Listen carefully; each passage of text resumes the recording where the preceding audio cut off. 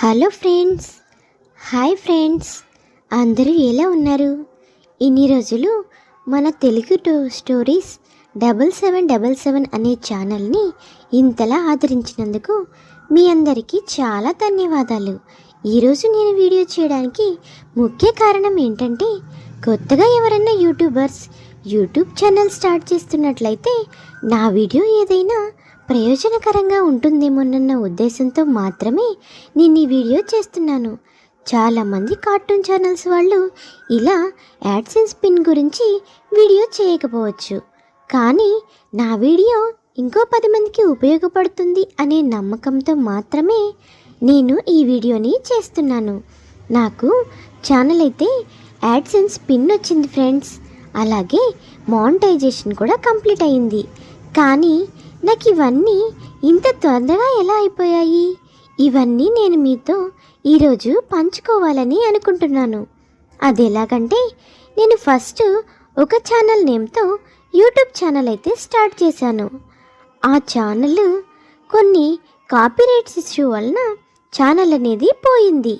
తర్వాత నేను ఎలాంటి నిరుత్సాహం పడకుండా నాకు నేనే ధైర్యం చెప్పుకున్నాను. ఎందుకంటే నేను ఫైనాన్షియల్గా కొంచెం బాగా ఉండాలి అని అనుకున్నాను. మళ్ళీ కొత్త ఛానల్ స్టార్ట్ చేశాను. ఈసారి ముందు ఛానల్లో చేసిన తప్పులేవి మళ్ళీ చేయకుండా ఈ ఛానల్ని చాలా జాగ్రత్తగా కాపాడుకుంటూ వచ్చాను. అలాగే రోజు ఖచ్చితంగా ఒక్క వీడియో అయినా పెట్టేదాన్ని.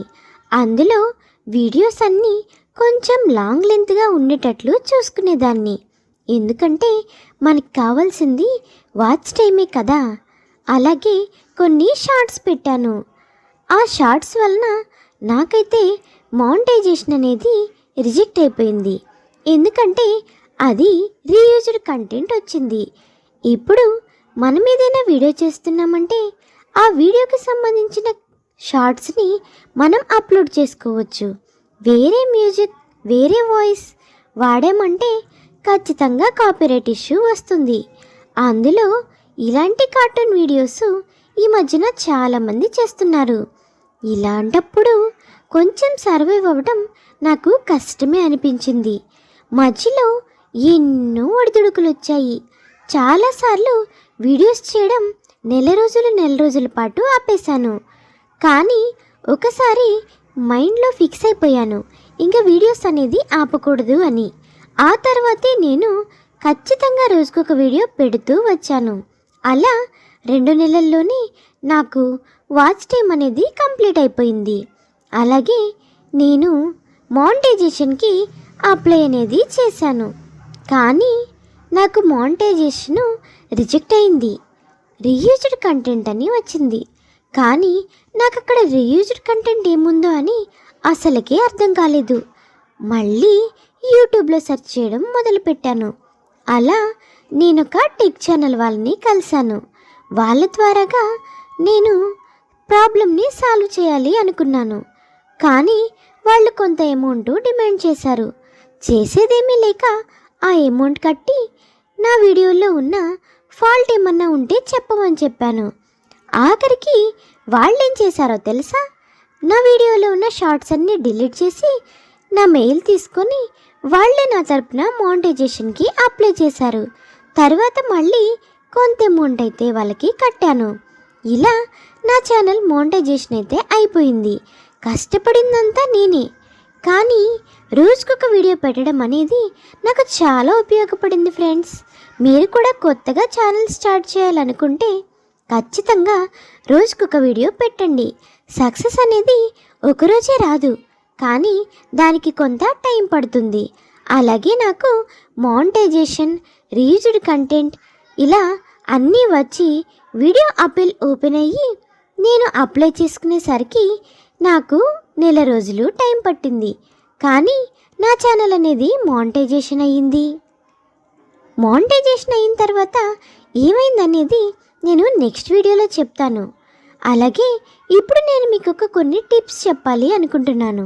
మానిటైజేషన్ కోసం సబ్స్క్రైబర్స్ అంటారా? 500 సబ్స్క్రైబర్సే కాబట్టి ఈజీగా వచ్చేస్తారు. మనకి మెయిన్గా కావాల్సింది వాచ్ టైం. మన వీడియోలో కంటెంట్ ఉండాలి. అలాగే ఎదుటివారికి మన వీడియోలు వినాలి, చూడాలి అనే ఆసక్తి కూడా మనం కల్పించే విధంగా వీడియోస్ అయితే చేయాలి. చూడండి ఫ్రెండ్స్, నా వాయిస్ అయితే అస్సలు బాగోదు అని నేను చాలా ఫీల్ అయ్యేదాన్ని. ఫస్ట్లో నాకు చాలా నెగిటివ్ కామెంట్స్ వచ్చాయి.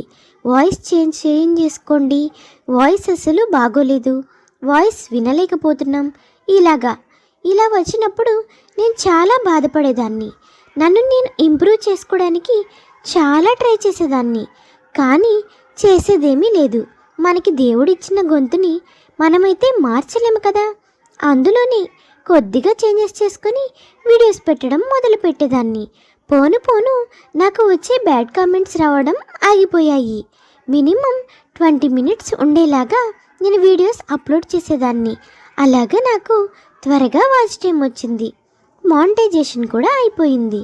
అలాగే నా మొదటి ఛానల్ ఎందుకు రిజెక్ట్ అయ్యింది, ఛానల్ ఎందుకు పోయింది అంటే నేను వేరే వాళ్ళ వీడియోని కాపీ చేసి పేస్ట్ చేసేదాన్ని. అలా ఒక్క వీడియో చేశాను. అన్ని వీడియోస్ నావే చేసి ఆ ఒక్క వీడియోతో ఫేమస్ అయిపోదామని ఒక వీడియోని అలా చేశాను. అంతే, వెంటనే కాపీరైట్ స్ట్రైక్ పడిపోయింది, ఛానల్ కూడా పోయింది. చాలా బాధపడ్డాను ఫ్రెండ్స్. అంత కష్టపడి సబ్స్క్రైబర్స్ని తెచ్చుకొని వాచ్ టైం కంప్లీట్ చేసుకునే టైంలో ఛానల్ పోతే ఎవరికైనా బాధగానే ఉంటుంది కదా. కానీ నేను అక్కడితో ఆగిపోవాలి అని అనుకోలేదు. చిన్నప్పటి నుంచి నాకు కార్టూన్ స్టోరీస్ అన్నా చాలా ఇష్టంగా ఉండేది.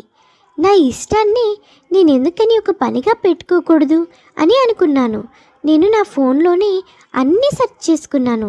నా ఫోన్లోనే వీడియోస్ ఎలా చేయాలి, ఎలా ఎడిట్ చేయాలి, ఎలా వాయిస్ ఓవర్ ఇవ్వాలి, ఎలా వాటర్ మార్క్ రిమూవ్ చేయాలి, ఎలా అప్లోడ్ చేయాలి, ఇలా ప్రతిదీ నా అంతటా నేను ఓన్గా యూట్యూబ్లో చూసే నేర్చుకున్నాను ఫ్రెండ్స్.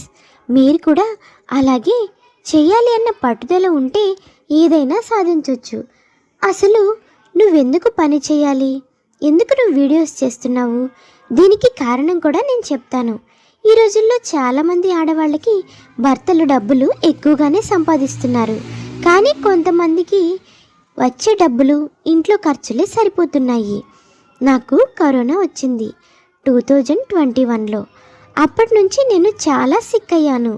నాకు హెల్త్ ఇష్యూస్ చాలా వచ్చాయి. కానీ వాటన్నిటినీ నేను అక్కడితో ఆపాలని అనుకోలేదు. మేము అప్పుడు చాలా అప్పుల్లో పడిపోయాము. అప్పుడే నేను అనుకున్నాను నేను ఏదన్నా జాబ్ చేయాలి అని. కానీ చిన్నపిల్లల్ని పెట్టుకొని బయటికి వెళ్ళి ఏం జాబ్ చేస్తాం చెప్పండి. అందుకే అప్పుడు నేను నిర్ణయం తీసుకున్నాను. ఇప్పుడు సంవత్సరం నుంచి నేను ఈ యూట్యూబ్ ఛానల్ కోసం చాలా కష్టపడుతున్నాను. ఎట్టకేలకు దేవుడు నా మనవి ఆలకించాడు.